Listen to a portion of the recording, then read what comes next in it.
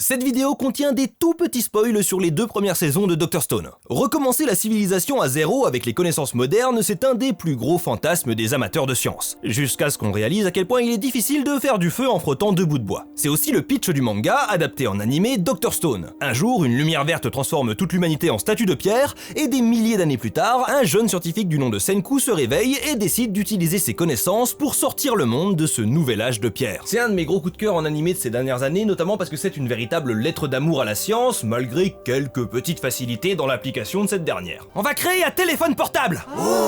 Il nous faut juste quelques cailloux, du métal, 1 kilomètre de fil en or, des ampoules à vide excessivement complexes, le cul de ta mère et un coca.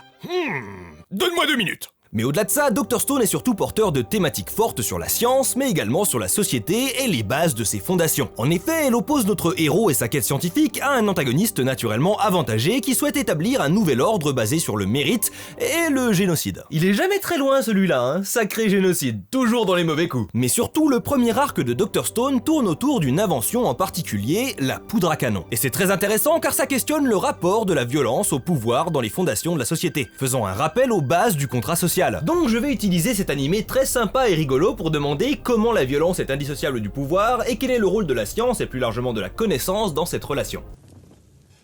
Ouais, c'est pas faux. Tiens d'ailleurs, en parlant de connaissances, il y a un truc que j'ai adoré dans Dr Stone, c'est la façon dont ils ont géré la conservation de la langue. On a donc un groupe de personnages qui sont les descendants des survivants de l'époque moderne et avec qui il est encore possible de communiquer des milliers d'années plus tard. Et mon premier instinct, c'est de dire bon, c'est un manga, ce serait chiant de devoir gérer des problèmes de communication, donc c'est pas grave si c'est pas réaliste. Mais il y a une justification dans l'histoire à ça, qui est très cool. En faisant apprendre des contes par cœur aux mots près à leurs descendants, le tout dans une population réduite et donc peu sujette à la variété géographique, on explique la stagnation linguistique. Bon, par contre, ils évitent la question de l'inceste obligatoire pour perpétuer l'espèce avec si peu d'individus, ce qui est étonnant venant du Japon. Peut-être que je ne connais pas si bien cette culture. Je vais donc continuer d'en apprendre plus, notamment en étudiant la langue japonaise, et ce grâce à Rosetta Stone. Je vous en avais déjà parlé il y a quelques mois. Rosetta Stone, c'est une application pour apprendre des langues de façon intuitive et par la pratique avant tout. Pas de liste de vocabulaire ou de leçons de grammaire, juste des exercices pratiques de compréhension et de prononciation. Et avec une nouvelle leçon par jour, je sens que mon niveau en japonais s'améliore. Regardez avec quelle confiance je prononce ces mots dans mon micro.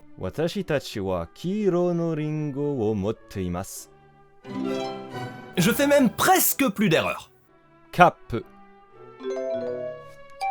Avec cet entraînement intensif, tous les jours, je me rapproche de mon rêve. Partir au Japon pour manger des takoyaki et me faire refuser l'entrée des sources chaudes parce que j'ai un tatouage. Yakuza janai, baka no gaijin desu. Si ça vous tente d'apprendre le japonais ou une autre des 24 langues disponibles sur Rosetta Stone, vous pouvez profiter de ma remise exclusive de moins 50%. Découvrez l'abonnement Lifetime qui passe du coup de 349 à 174,50€. C'est un abonnement à vie que vous achetez une fois. Vous pouvez prendre tout le temps qu'il vous faudra pour maîtriser le japonais avant de passer à une autre langue comme le chinois ou le portugais. Et si jamais la méthode ne vous convient pas, vous avez également 30 jours pour vous faire rembourser. Suivez le lien dans la description ou le commentaire épinglé et lancez-vous dans l'apprentissage d'une nouvelle langue avec Rosetta Stone. Merci à eux.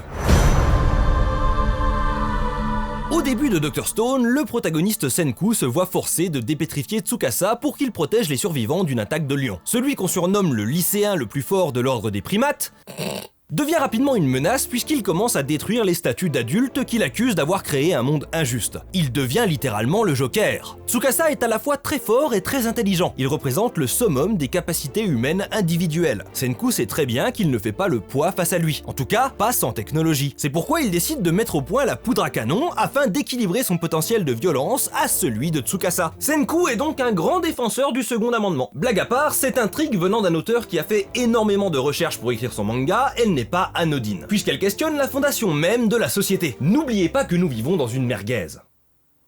C'est pas ça? Bon, vous inquiétez pas, je vais tout expliquer. Mais avant d'en arriver à la société, il va déjà falloir comprendre dans quelle réalité elle est apparue et quelles mécaniques naturelles ont mené à son invention. On va donc parler de l'histoire de la violence.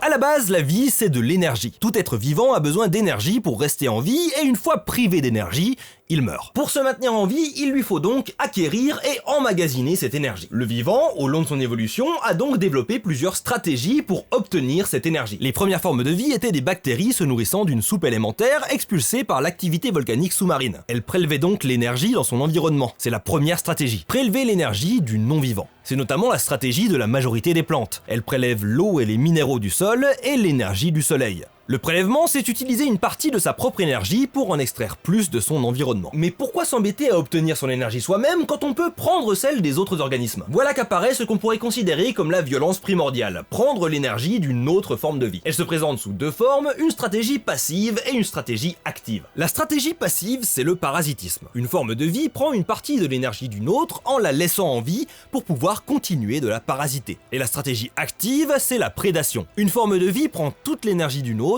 pour se nourrir. J'utilise le terme au sens très large. Une bactérie qui en bouffe une autre, une biche qui mange de l'herbe, un lion qui dévore une antilope, dans tous les cas, on a un transfert d'énergie qui passe par la mort d'un autre organisme. Mais il existe des stratégies encore plus complexes. Au-delà du parasitisme, on a la symbiose, où deux organismes fusionnent leur stratégie de survie devenant dépendants l'un de l'autre. Il y a des symbioses mutuelles, où les deux organismes profitent, commensalistes, où un seul y gagne et l'autre y est indifférent, et parasitaires, comme on a déjà vu. La symbiose est d'ailleurs la base même de toute forme de vie complexe, puisque les eucaryotes, dont nous faisons partie, descendent tous d'une cellule ayant absorbé une mitochondrie. Et pour la prédation, il y a la coopération. Les espèces prédatrices mettent leur énergie en commun pour être plus efficaces, soit en tant que prédateurs, soit en tant que proie. Les loups chassent en meute, les bisons se protègent en troupeaux, et les humains fondent des sociétés. Vous voyez, on y arrive! Le principe d'une société, c'est de coopérer pour une stratégie de survie plus efficace. Chasser en groupe, cueillir à plusieurs, puis construire des abris, récolter des plantations. Je vous refais pas toute l'histoire de l'humanité. Sauf que même au sein d'une société d'entraide, un individu peut appliquer les autres stratégies, elles ne disparaissent pas. Il peut y avoir de la prédation au sein d'une société, ce qu'on appellera des crimes, et entre sociétés, les guerres. Vous noterez que je parle de crimes parce qu'une société aura tout intérêt à limiter les stratégies violentes en son sein et que les lois sont une manifestation de ces limites. De même, on a des stratégies parasitaires dans une société. Le vol, le racket, mais également la hiérarchie, les taxes, les loyers, tout ce qui implique qu'un individu prend à un ou plusieurs autres pour son bénéfice et à leur détriment. La violence au cœur d'une société, comme je l'ai dit, elle va être limitée pour assurer une cohésion de groupe. C'est ce qu'on appelle la sécurité, une garantie tacite que la violence sera exercée hors du cadre de la société. C'est-à-dire soit de façon illégale et donc répressible, soit envers une autre société. Ça peut être une société extérieure ou bien une société à l'intérieur de la société. C'est le principe des oppressions institutionnelles. En gros, fais pousser des choux et je promets de pas te buter et de buter tous ceux qui essayeront de nous les piquer. C'est ce qu'on appelle le contrat social.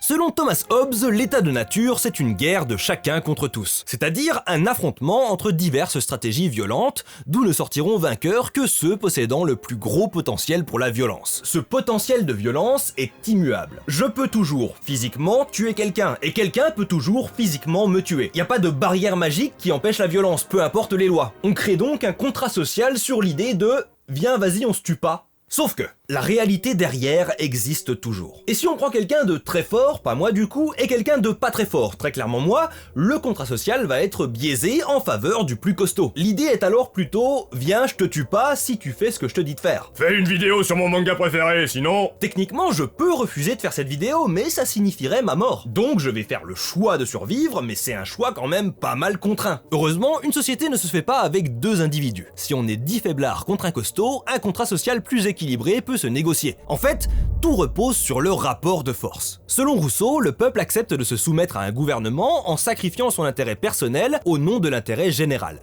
Ainsi, le gouvernement est mis en charge du bien-être de sa population. Si le gouvernement sert ses propres intérêts personnels, le contrat social est rompu et... Rousseau écrit du contrat social en 1762.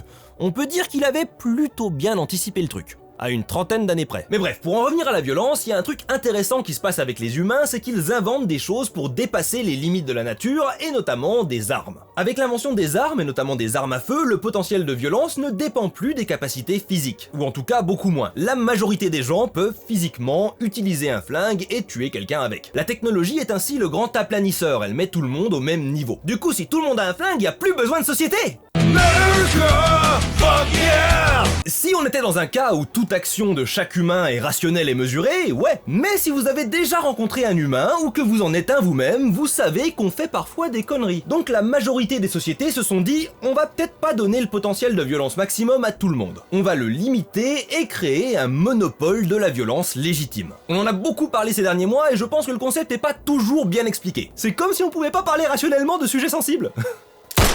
Alors maintenant vous allez m'écouter sereinement. Donc le monopole de la violence, c'est un concept avancé par Max Weber qui nous dit que l'État détient un monopole sur l'usage légitime de la violence. C'est-à-dire qu'il y a un contrat social dans lequel les citoyens acceptent que l'État exerce une violence afin de garantir la paix au sein de la société et donc la sécurité pour les dits citoyens. Cette violence légitime, elle prend la forme des forces de police. C'est eux qui ont le droit de se balader avec des flingues selon l'accord tacite et explicite qu'ils ne s'en servent pas pour leur intérêt personnel, mais pour l'intérêt général. Alors on en profite pour rappeler que l'État détient le monopole de la violence légitime n'est pas une vérité absolue et immuable, mais bien un contrat social. Et comme tout contrat social, rappelez-vous Rousseau, s'il ne sert plus l'intérêt général mais des intérêts personnels, alors il est nul et non avenu. Et c'est là qu'on en revient enfin à Dr Stone, maintenant qu'on a toutes les clés de lecture. Un contrat social existe entre Senku et Tsukasa au début. Tsukasa a le monopole de la violence légitime afin de protéger les deux autres survivants. Mais Tsukasa va très vite devenir l'illustration d'un rejet profond du concept même de contrat social. Pour lui, l'état de nature doit être rétabli, ce qui signifie la loi du plus fort. Il rejette profondément la société d'avant, qui était injuste et corrompue. Il est en plein dans la pensée de Rousseau. L'homme est naturellement dépourvu de morale, mu par la pitié et l'empathie, et c'est la société qui le corrompt, le poussant à poursuivre des intérêts privés. Tsukasa ne perd rien à briser son contrat avec Senku, puisqu'il ne souhaite pas le voir réussir à reconstruire la société. D'ailleurs, ce dernier comprend très vite que les termes du contrat ne tiennent pas à grand chose. C'est pourquoi il se met à fabriquer de la poudre à canon avant que Tsukasa ne découvre la solution de dépétrification. Une fois qu'il l'a obtenue, Senku ne lui sert plus à rien et il peut s'en débarrasser. En cherchant à préserver l'état de nature, Tsukasa sert des intérêts personnels, ce qu'il reproche paradoxalement aux adultes du monde d'avant. Senku doit donc renégocier le contrat social en éliminant l'avantage naturel de son adversaire à l'aide de la science. C'est le conflit majeur du manga, la science et par extension la coopération et la société contre la nature et l'individualisme. Et je trouve ça à la fois très simple et très malin parce que la science c'est l'expression la plus forte de la stratégie de coopération. L'ensemble des connaissances scientifiques de l'humanité a été accumulé et conservé tout au long de l'histoire pour en arriver aux prouesses technologiques actuelles. Il a fallu inventer la roue mais aussi transmettre cette invention de génération en génération ainsi que les techniques artisanales permettant de la reproduire. D'ailleurs, Dr Stone n'oublie pas l'importance des artisans dans le parcours de la science, rappelant sans cesse, de façon très peu réaliste,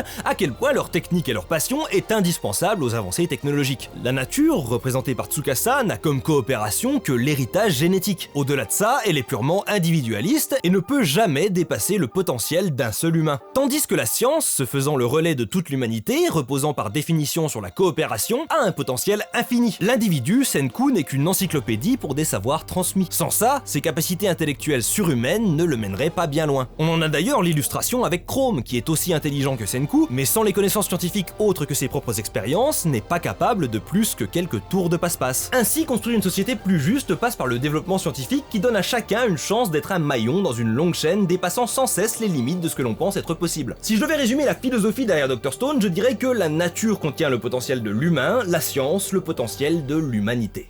Et c'est sur cette belle pensée qu'on va terminer cette vidéo. Encore merci à Rosetta Stone, n'oubliez pas que le lien est dans la description et le commentaire épinglé. Profitez de la réduction sur l'abonnement Lifetime. C'est satisfait ou remboursé. Tant que je vous tiens, le volume 6 de Renégat c'est terminé aujourd'hui. C'est le moment parfait pour tout lire d'une traite, surtout que j'organise une FAQ. Je vous mets le lien de la chaîne YouTube officielle de Renégat dans la description. Et je vous souhaite une bonne lecture. J'en profite pour dire un grand merci aux personnes qui soutiennent financièrement la chaîne. Vous êtes comme ça. Un gigantesque merci à Morgan Ovlenko, Pouillou, Arnaud, Billy Radi, M. Laetitia, Femto, Maïwen R, Makoto Oba, Fly Lupus, Eddie Rockmer, Samy Langignon, Elayan, Manuel, Aegolius et P. le Gaulois. Si vous voulez regarder une autre vidéo, c'est par là. À très bientôt pour de nouvelles aventures, Tropper. Out.